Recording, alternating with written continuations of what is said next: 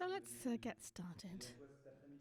So I'm happy this afternoon to welcome the collective u2p050. And you know that in the framework of our theme, Playing Collective, we're talking about all of the collective dimensions of games in the virtual world and blockchain. And with this collective, which has been working over a few months for the exhibition in the Trinitaire Church, I think we have a rather complete presentation. So thank you for being here. Thank you for having played the game of the festival, for having created an installation which is no doubt the most spectacular exhibition that the Trinitaire Église has seen in many years. The opening of the exhibition will be taking place at 6:30 p.m. Just after the end of the conferences here. So as we did yesterday, for everybody who's here, we will all go together to the opening, which is in the city centre of Arles, to discover their installation, which is called We Cannot Prevent Birds. So thank you, Fabien, for this introduction, and thank you to the Festival Numérique for welcoming us here, and above all for having placed their trust in us without really having seen anything. Fabien invited us after a 1-hour discussion, and I think that is a very great quality of his. Thank you, Fabien, for that. Oh, Fabien says I've actually made a mistake. So, No, We Cannot Prevent Birds is a project that began developing 2 years ago when we read a book called Cannibal Metaphysics by Eduardo Viseras de Castro. And that's to give you a brief introduction of the perspective of this exhibition, which is based on multi-perspectivism. Multi-perspectivism is a question that consists in thinking that each living being has its own posture in the world, and the work that we've done, and that's why we're on stage, we double this in our collective practice, because as you've understood, it's neither an exhibition, neither a collective exhibition, nor an installation only of our studio, nor only video or only VR. It's really the question of doubling all of the medias and practices. Amalia, who's here, did all of the fine arts creation. Hugo looks after relationships and forging ties. Rudolph looks after sound creation. And Ines helped Amalia throughout the plastic arts creation in Arles. And therefore, maybe I can let Hugo present the studio. So the u2p050 studio is a creation machine that we created in 2019. We came together under the form of a company, and we got together. We came from the same high school, but without knowing exactly what we were going to do with this company. And so as we experimented, led our research, led interviews, we started to develop our main medium, which is installations, but which they can also be video exhibitions, books. And the idea in all of our projects is to look at a philosophical question and to use new technologies to invest these ideas. So for our last exhibition was around the technological evolution of milking machines. We were looking at technological transformation of the farming world. And this took the form of a futuristic milking machine in a world where there are no longer any human beings. And we spent a lot of time in Picardy to do our research.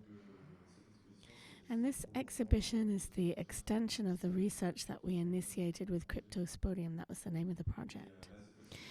This time, the philosophical question that we're looking at is that of multi-perspectivism. And we have another exhibition which questions media circulation of pornographic images. And we reinterpreted porno gonzo pictures of the 90s through artificial intelligence, and the videos can be seen in the booth of a sex shop. What we were interested there was to look at these images that were disappearing, the porno gonzo pictures which were linked to mobile cameras and which are disappearing with internet, which are proposing new forms of pornographic images, and to see with artificial intelligence how we could create a certain loop.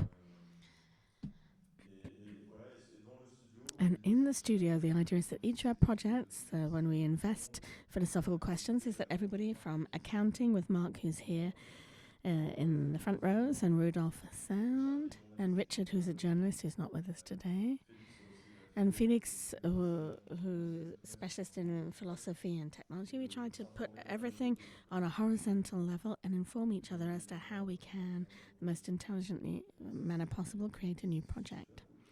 And it's a super cool way of working.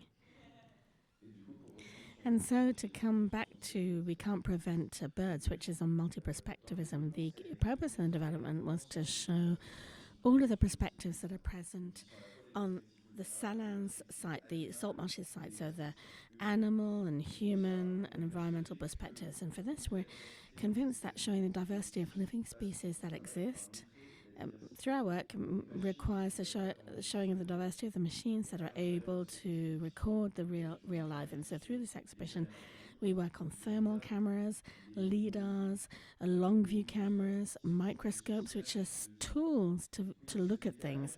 And so there's this kind of a gap where we're convinced that machines with gameplay, with VR installations, can allow us to show the diversity of species that exist in the living world. So there's this to and fro. Maybe Rudolph can talk about how you captured the sound and how you conveyed this diversity. So for the sound, I equipped myself with a number of microphones, each of which have a particular characteristic because they can record in different environments. So I used a geophone to record seismic zones and vibrations of the sea on the Mediterranean coast. I recorded the water of the salt marshes with a hydrophone, bats with an ultrasound detector, and all of the human activities, because the specificity of the salt marshes, and this is why it's a very interesting field of study, is that it means a lot in terms of our relationship with the preservation of nature. It's an ultra-sanctuarized reserve. Nobody can go into that site. Since 1995, it's a former industrial salt zone. It's become a natural reserve. There are no human beings, but all around that there is the urban area of Hyères with its airport, its very busy beach, and there are Airbuses that fly over the sites constantly. And it's interesting to see we continue really to be full on in modernity and human activity, and yet we're also creating these sort of islands that are apart from everything else. And you worked a lot on that. Yes, the idea was really to highlight the sound contrast within the salt marshes. So you have the sound of the birds and the waders, which are really cute because there are a lot of migratory birds in the salt marshes. And the site is flown over every 5 minutes by helicopters and planes. There's a Magic World, which is an attraction park, which is stuck to the salt marshes. And all of this brings some very interesting sounds. And you realize that everything is cohabiting. So we're not there to judge, to say that human sounds are uglier than the sounds of frogs. But we're there to show diversity. Yeah, so Amelia, maybe you can talk about our very first visit. Yes, I can. So we all went together onto the salt marshes, and it was very interesting to observe the birds and life that there is around the site, and this very strong contrast between human activity, the birds, and plant life. There were incredible textures in the water, and with this very salty soil, which really inspired me in the materials I used in the scenography, in particular with mirror materials such as water, which allow me to, as Felix said, bring a new vision of what we can see from the videos and all of the work that we did around the scenography, and really to put the spotlight on Felix's work and your work so that water could also be a prism. Yes, a mirror for that reverberates the sound. Yes, in the production process, that's what was crazy, is this constant to and fro. And in our collective, we try to really, look at everything on an equal level. So there's Alexei also, who's the head constructor, who I wanted to call artist in the press release, but he refused that. He said he's a craftsman. But it was very interesting. Yes, there's a lot of artistic humility that is very present then. Yes, and so it is linking together all of these different crafts and to create something that is very interwoven, like on the site where everything is mixed together. And this can appear in the exhibition, where we have a number of crafts which came together and created a very strong relationship between each element. Yes, it's true. So at the beginning, everybody was like working in their on their own, even though we had a common philosophical basis on multi-perspectivism. But the more we advanced and the more the tunnel extended, we could see the light at the end, and we managed to catch hold of each other and really compose something that is artistically coherent together, so that everything resonated well together. The scenography, the VR, the sound. Yes, I love it. We speak of it as if the exhibition was incredible, and nobody's not seen it yet. Yeah, well, personally, it's an exhibition that really touches me.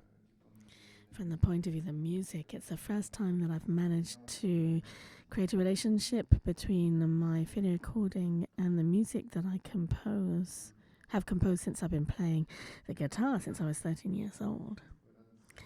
So, yeah, it's very touching. It's a project that really touches me.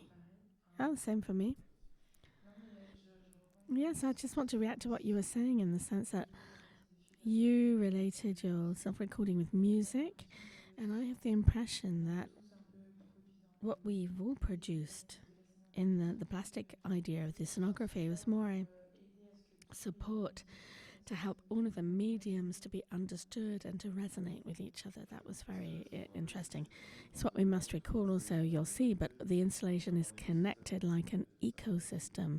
In the salt marshes, we try to interconnect everything. It be the loudspeakers, the water, I won't say anymore, the light, the video, the VR. And maybe Felix, you can talk about the VR. Yeah, VR.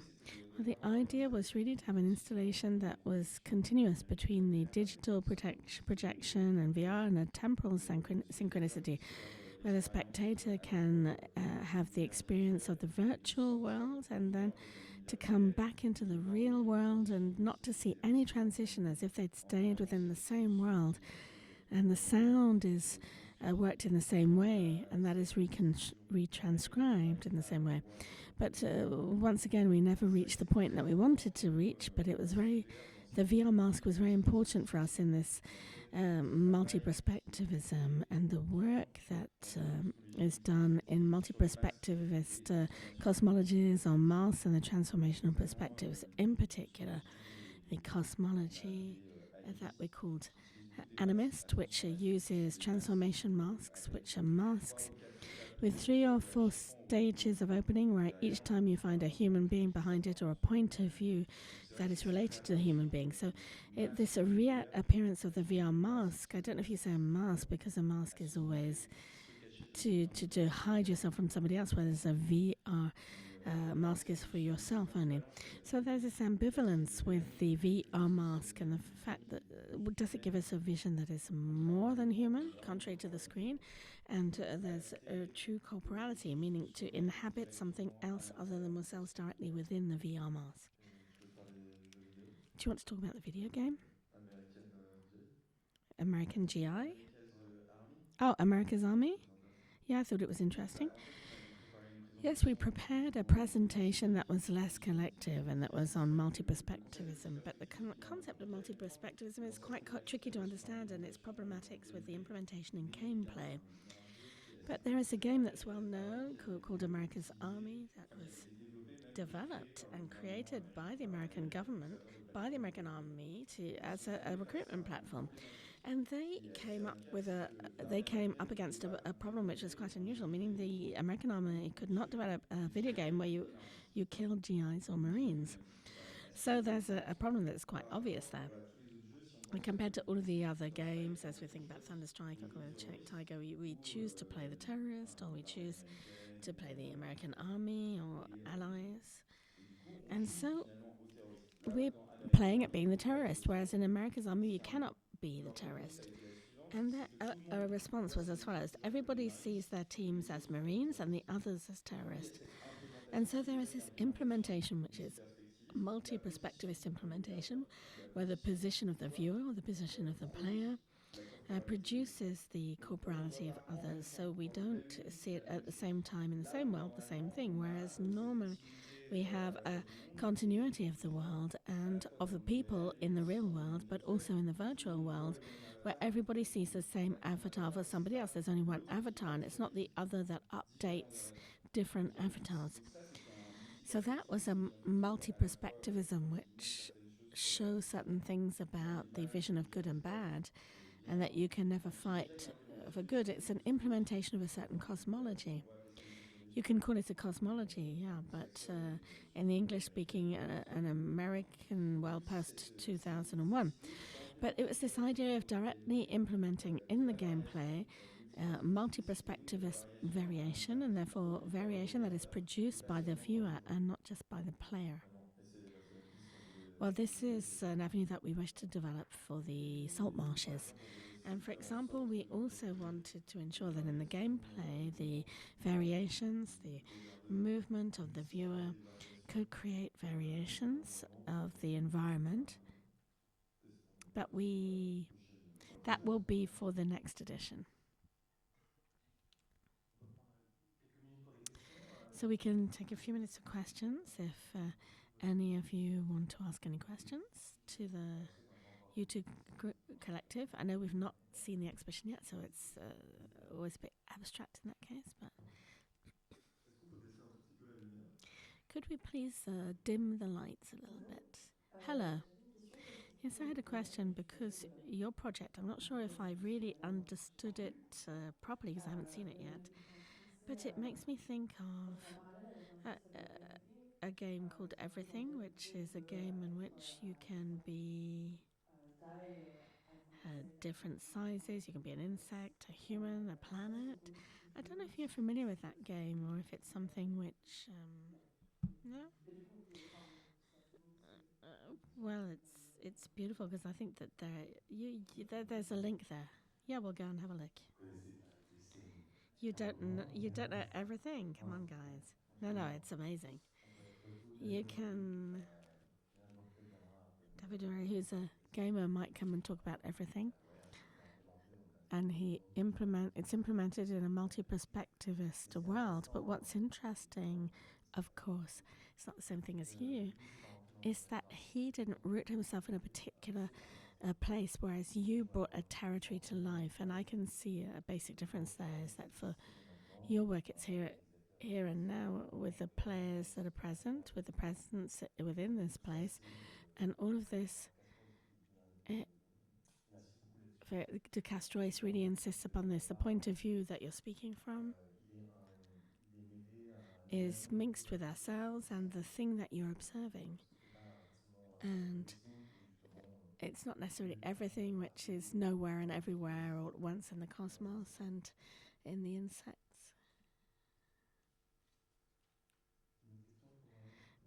Another question for O2.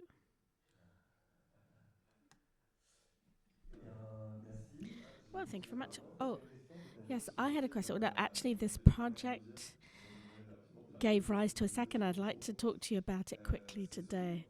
A bit of advertising. So it's called Muy Bien. And Rodolphe was talking about the attraction part that was next to the salt marshes. It's called the Magic World. And it's set up some Hollywood letters, Magic World, on a hill that is just next to the salt marshes.